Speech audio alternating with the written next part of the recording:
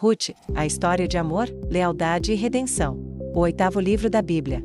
Em meio às narrativas grandiosas e guerras épicas que marcam os primeiros livros da Bíblia, o livro de Ruth se destaca por sua simplicidade e delicadeza. É uma história de gente comum, de gestos cotidianos que, no entanto, mudaram o curso da história. Situada no período turbulento dos juízes, quando Israel ainda não tinha um rei e cada um fazia o que achava certo aos seus próprios olhos, a história de Ruth brilha como um raio de luz em tempos sombrios.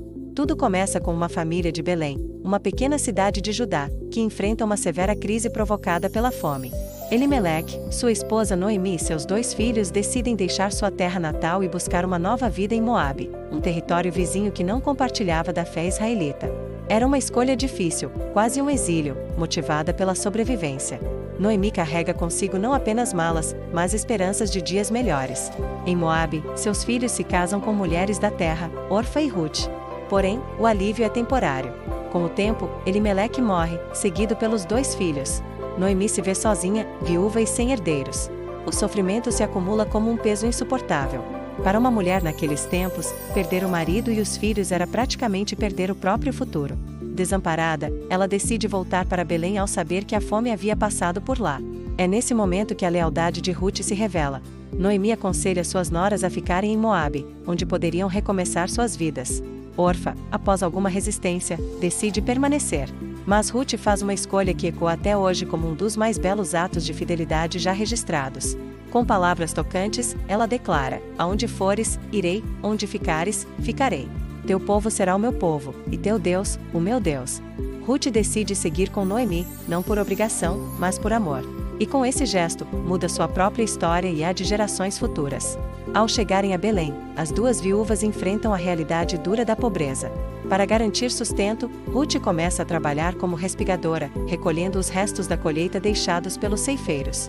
Segundo a lei judaica, os donos das terras deviam deixar espigas caídas para os pobres, órfãos e viúvas. Assim, Ruth encontra sustento nos campos de um homem chamado Boaz, um parente distante de Elimeleque.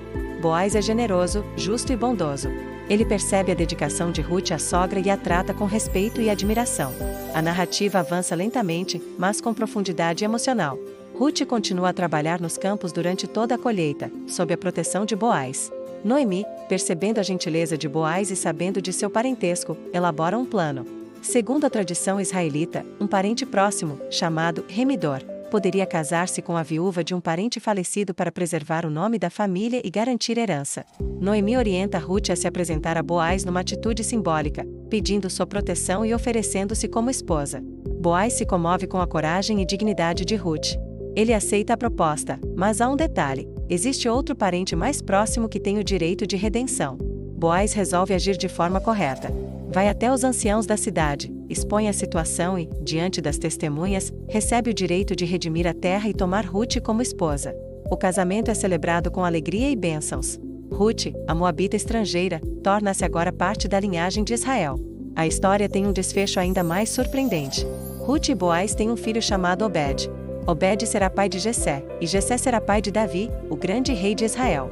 Isso faz de Ruth a bisavó de Davi, o maior rei da história do povo hebreu e ancestral direto de Jesus Cristo, segundo os evangelhos do Novo Testamento.